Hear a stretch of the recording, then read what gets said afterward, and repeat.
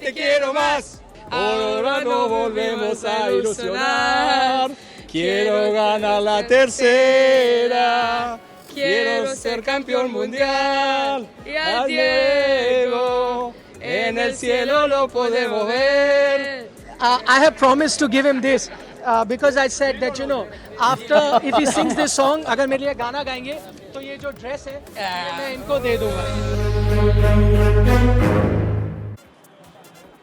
Hello and welcome to our special broadcast coming to you live from Doha in Qatar, and we are down to 4 teams. The first of the semi-final will be taking place in another few hours from now. It's going to be a clash of 2 giants, one a European giant in Croatia, on the other hand you have a South American giant in Argentina. It's going to be a clash of philosophies, it's going to be a clash of playing styles. Of course, it's also going to be a clash of 2 real standout performers in the world of football. On one end, if you've got Lionel Messi, then on the other, you've got someone like a Messi-Modric. So it's set up really nicely, this big encounter here at the FIFA World Cup. What you see right behind me, a lot of check shirts, you know, the white and the red check shirts of Croatia. But believe you me, I've been around the city and the blue and white shirts outnumber these check shirts that you see behind me. But anyway, enough of talking. Let's get down to business. Let's get down to details. And this is how the 2 teams are stacking up against each other. Okay, bringing you live shots here from Doha in Qatar. As you see, loads of Croatian fans here, all coming in. Also a lot of Argentinian fans. Just a short while ago, you do see a lot of Croatian fans, a lot of Argentinian fans this side. And just a short while ago, we had both the fans clash a bit. It was good banter, you know, going against each other. Songs being sung from both sides. You had the Argentinian fans singing their own songs, and then you had the fans from Croatia singing their own songs. So it just happened a short while ago, right to my left. So it's all building up to that big game, that big semi-final. Dalima Chhibber joins us live on the program. Dalima, I don't know if you heard from the fans here. You heard it in our preview package just a short while ago. And one name that was very common in every fan that was talking was that of Lionel Messi. The moot point is, can Croatia stop Lionel Messi? And do you think that's where the game lies? Taking control of Messi, if you look after him, you're sorted? I think the game is going to come down to an attacking battle against a defensive battle, because we know how defensively organized and disciplined Croatia has been, and their tactics, at least for the last 2 games, has been to waste as much time as possible and you know, frustrate the opponent and take it to penalty shootouts, in which Croatia seems to hold a very good record. But I think when Argentina comes out today, Argentina is a very attacking team. They've got the pace that Croatia lacks. So I think not only just Messi, because that was the kind of you know, place where which Argentina came out of against Saudi Arabia, because they faced that kind of struggle. They had that kind of struggle against Saudi Arabia, where Messi was packed in between numbers, and Argentina failed to fully function around them. So I feel like Argentina has kind of adapted to that kind of style of play. And even when we saw that Netherlands had to face Argentina in the last game, Van Dijk rightly said that now it's not just going up against Messi, it's you know, it's about going against Argentina, with a side which seems to have established themselves so well attackingly, with the pace that they've got, and all the players around Messi seems to be working and functioning together as a unit. So I think that is pretty much going to play in their advantage, at least in their early opportunities, where Croatia could be under pressure defensively against an attacking side of Argentina. Okay, Dalima, depends on which set of supporters do you speak to. There are 2 stats that are thrown onto your face. You know, if you're talking to the Argentine supporters, they tell you, listen, overall record, we've played Croatia 5 times, 3 times Argentina has won, only once Croatia, 1 has been a draw. So those are stats that clearly favor the Argentine team. Then there's the other stat that the Croatian fans tell you. That is, the last time these 2 teams played in a World Cup, we all know what happened. 3-0 Croatia came out as the victors. Which stat do you think is going to have more of an impact in this game? I think rather than looking at the stats from before, I would rather want to look at the current stats, at least from this World Cup. And I think to draw a conclusion based on that, I think the competition is going to be pretty neck to neck. It's going to be an equal battle where we know how desperate not only just Argentina but Croatia is as well for the win, because no matter which number 10 jersey we talk about, whether Luka Modric or Lionel Messi, we know both of them are yet to win their one World Cup trophy right before they play their last World Cup.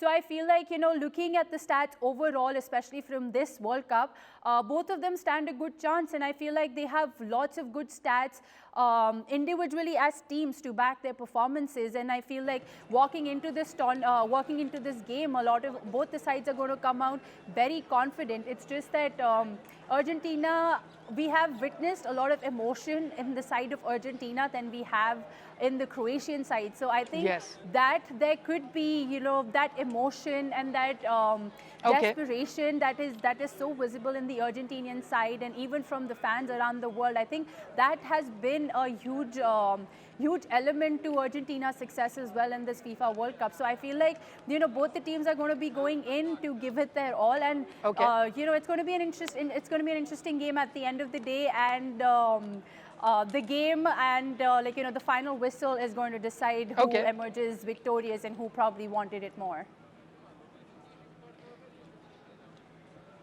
All right, I'm going to talk about that emotional angle that Dalima so, interestingly brings about, that the Argentine fans, they've had a few emotional games. We've seen it with the fans that have come here, the Argentine fans. They are hoping for divine interventions. There are references to Diego Maradona, looking at Lionel Messi from the skies above, guiding him. All of these things are being spoken about. And I'll get Dalima to talk about that. But talking about stats, there's one very interesting stat. That is going to be Lionel Messi. Once he plays this particular game, he's going to equal the record for most World Cup games. That was held by Lothar Matthäus, the German legend, and Lionel Messi is going to be equaling that. But we all know what's that one stat that he really wants. Not these ones, not individual goals, not individual assists. He wants that World Cup trophy, and he's edging towards that. We're building up to that big game. But talking about the passion of the fans, the Argentine fans, the South American fans in general have a lot of passion. They travel, thousands of miles just to come and support their team, sometime on shoestring budgets. We met two fans that have actually cycled 10,000 kilometers. They've been raising funds to buy tickets, and they've got here to Doha, Qatar, and I caught up with them. Listen in. You're at the FIFA World Cup, you come across very interesting characters, all sorts of fans, and I've now come across two crazy fans. One's name is Matthias, and the other is Lucas, and they've already become some sort of celebrities with so many people taking their pictures. What's special about Matthias and Lucas? These are their cycles. If you take a look at that particular cycle as well. So they have cycled all the way from Argentina to here in Doha, Qatar, to support their team. So actually how it started, they took the plane and their cycles from Argentina, came to Cape Town in South Africa, and from there they've been cycling. How many kilometers roughly have you? We did almost 10,000 kilometers from Cape Town to here to Qatar. Our dream is see Messi with the World Cup. Well, yes, we are enjoying here in Qatar. It was an amazing trip. So what he's got here right now is, just look at the message that he's got here. He said, we came here by bike, we want tickets to the Argentina game. So you don't have the tickets for the next game? We don't have ticket to the next game, but we are looking for the tickets. We hope the tickets are, I think the tickets are coming. I don't know where. We have a hat there. He's my manager. Okay, he's the manager. Hi. We have a hat there. Oh, okay. Contribution. So the tips. So people can contribute, and we are also going to contribute today. You contribute so that they can buy a ticket and watch their favorite player. I'm just looking at the cycle. Have you got enough of equipment in those cycles? Can you fit everything that you need? Yes, we have different stuff. One here, the flag of Argentina. Yes. Computer. I'm filmmaker and photographer. We are making a documentary of our trip. We have computer, camera, stabilizer. Here some food, water. The water is very important. Here other camera. He know a lot of things about bicycles. Lucas, and yes, they have some tools to repair the bicycle. Okay. So how they made up a team is Lucas here is the expert with bicycles and Matthias here is the filmmaker. They're making a documentary of the trip. But where did the idea come from that we want to cycle? Yes, well, the idea started with Lucas. With Lucas, okay. Yes, started with Lucas. He went to the World Cup in Russia. Oh, you went Yeah. to Russia as well? Yes, he started in Argentina and went. You cycled for the Russia World Cup by cycle? Yeah. Oh my God. Como 14.000.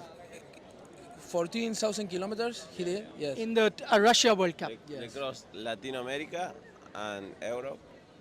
So he crossed Latin America, Europe to reach Russia, 14,000 kilometers. How much now, roughly? Almost 10,000. 10,000 kilometers. 13 countries, and the countries, ¿cómo son los países? In the start, they traveled in South Africa, Namibia, Botswana, Zambia, Malawi, Tanzania, Kenya, Egypt, Israel, Palestine, Jordan, Saudi Arabia, and finishing in Qatar.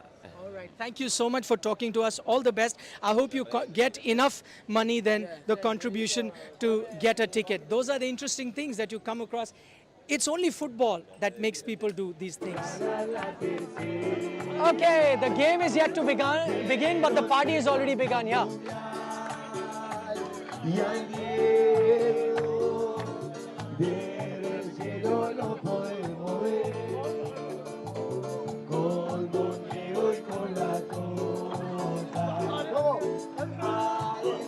Okay, so the song that you are listening behind me is a special song that the Argentine fans have made for Lionel Messi and Diego Maradona. You heard Matthias there and Lucas talking about not having a ticket for today's game. You know what? I have that ticket. It's here. It's very, very precious. I would have given it to them, but I only have one. They needed 2 tickets. So this is my ticket to go for the semi-final. I'm going to be watching Lionel Messi in action. But for all of you guys who can't, you watch it on television. And for all the other angles, you know, you can tune into India Today. One final question before we wrap up. Dalima, to you. You know, we're talking about Messi versus Luka Modric. Also a battle of, goalkeepers. You've got, the Croatian goalkeeper, Lijakovic, who's been outstanding. Then you got Emi Martinez from Argentina. Most often than not, we've seen knockout games go to the penalty. So these 2 keepers are going to be very crucial, you reckon? Definitely, because especially knowing that it's a semi-final game and what's at stake for both the teams, we know that both the goalkeepers have had brilliant performances, outstanding performances, so to say, because both the teams have ended up in penalty shootouts where the goalkeepers have performed immensely well and they've actually given that kind of boost to their teams.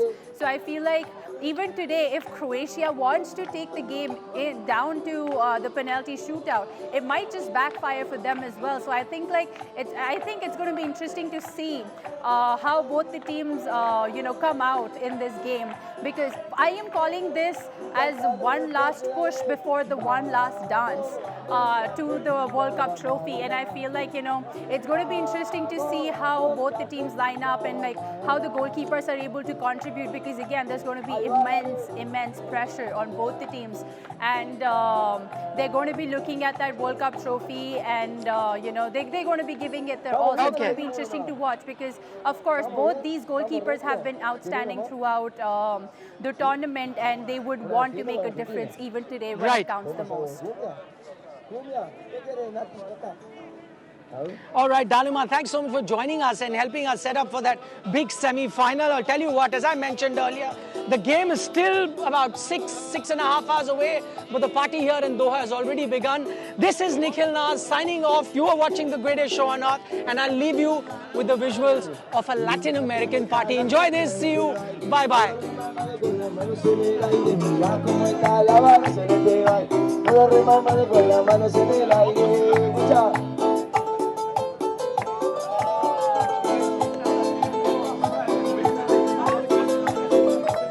Quiero que